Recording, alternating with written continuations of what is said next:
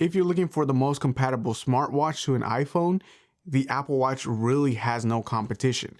Apple has already done a great job at cornering the market by having some of the features locked down to only work on an Apple Watch.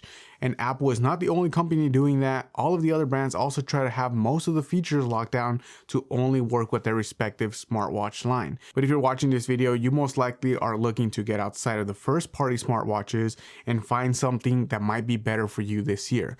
There are three main factors that I consider when finding a great smartwatch, and that's going to be the health and fitness tracking, staying connected to your phone, and the lifestyle benefits that you get from a smartwatch that can help interacting with the watch just a little bit more fun. Health tracking. This is one of the most appealing categories to a lot of users. It's the ability to have a somewhat close watch on your health without really ever trying. Every company now is moving towards having more health and fitness features included in their smartwatches. With both Garmin and Apple, you get the same basic features like heart rate tracking, workout tracking, steps, calories, movement reminders, as well as floors climbed and other features. All of these are essential features to get a baseline read on your health and help you get more movement throughout the day. But when it comes time to rest, the watches have more health features to also help you get ready for your next workout on the next day.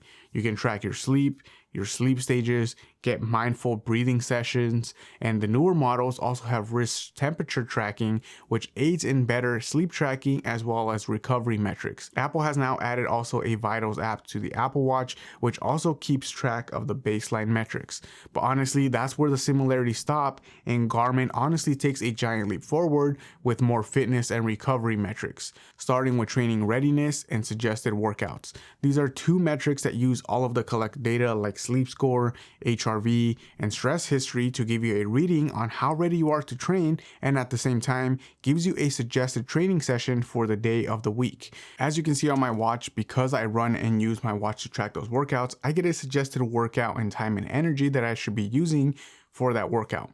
If you're also planning on getting serious about your fitness this year, you have a free Garmin coach available within the Garmin app.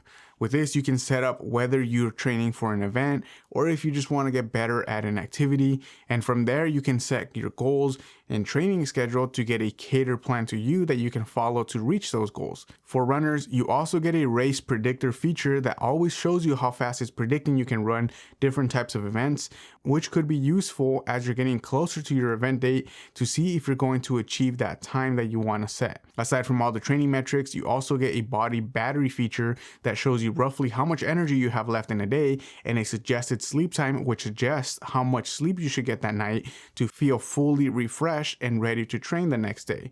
With all of those extra features, the category for fitness and health tracking will definitely go to Garmin. Staying connected to your phone.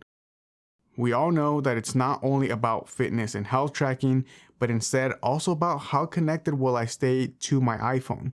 And for this, both watches share the same basic features with staying connected.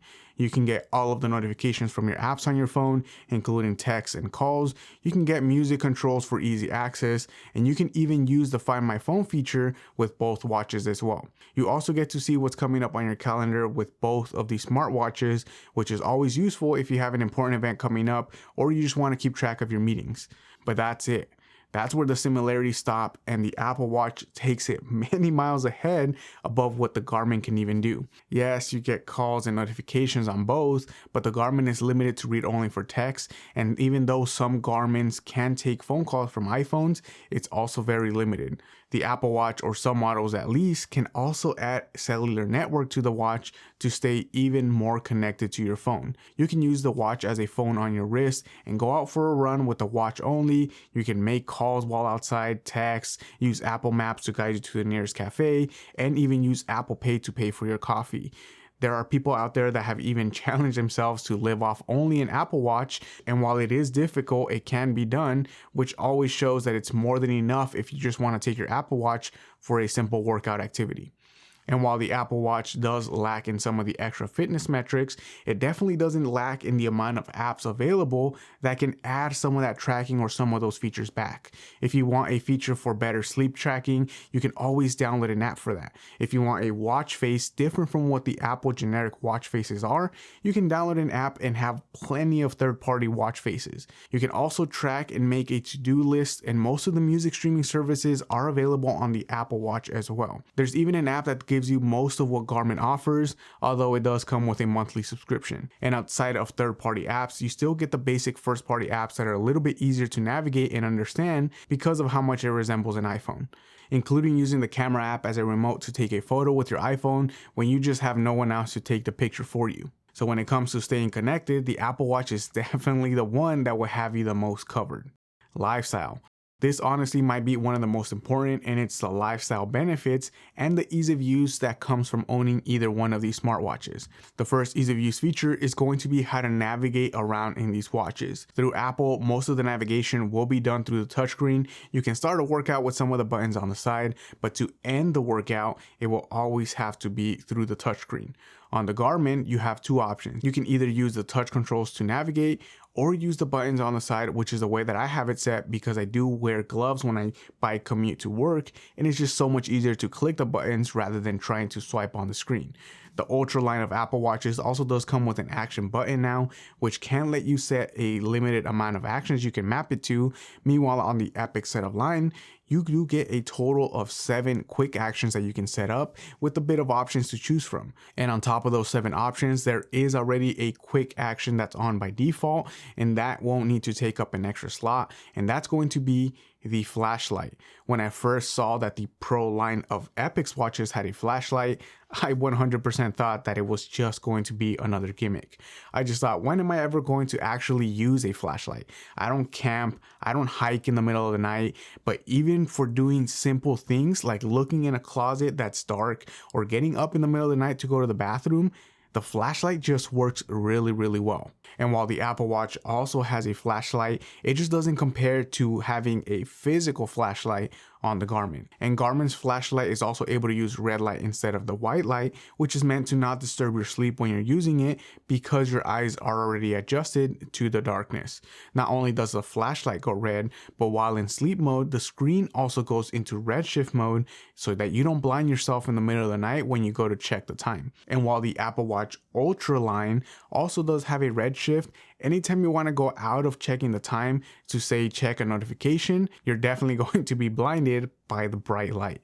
This should be a simple change for Apple just to make everything red once the red shift is on, so hopefully it does get updated soon. And along with that update, I just want to see a better morning report, which is one of the features that Garmin has that is super useful to get your day started. It shows you a snapshot of what your rest was like, what your training energy is for the day, and what your calendar looks like for the day as well.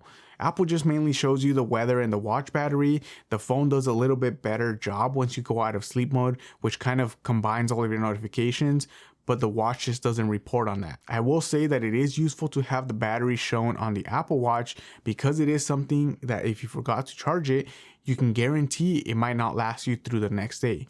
I have an Apple Watch Series 7 which can last up to 24 hours on a full charge. Meanwhile, the Ultra, I would say, does roughly 40 hours with 3 hours of activity, or 50 hours if I decide not to record any activity over those 2 days. But with Garmin, you get days of battery, 6 days with the always on display, and roughly 1 to 2 hours of daily activity. That's probably one of the main reasons why I still struggle to jump over to the Apple Watch and just keep going back to Garmin. And that's going to also be why Garmin wins the ease of use by giving you options, longer battery life, and a literal flashlight for using every single day. But that doesn't mean that the Garmin doesn't have its compatibility issues when it comes to using it with an iPhone. Unfortunately, in the end, Apple still puts limits on what Garmin can do with an iPhone, and it's simple features that could help the Garmin experience just a little bit more, like being able to see thumbnails from my Ring camera on my watch when there's movement outside, or seeing the thumbnails in general from any app notification, including text messages. There's even the ability to reply to these messages when connected to an Android, which Apple has locked down to really only work with their Apple Watches. To me, these are not really deal breakers right now, although I do still debate every single week on jumping back to the Pixel 9 Pro XL, so don't quote me on me sticking to iPhone. But what are your thoughts on the Garmin versus Apple of smartwatches? Are you thinking of jumping ship into the Garmin boat this year? Let me know down in the comments. As always, thank you for watching. Click here to watch another one of my videos, and I will catch you in the next one.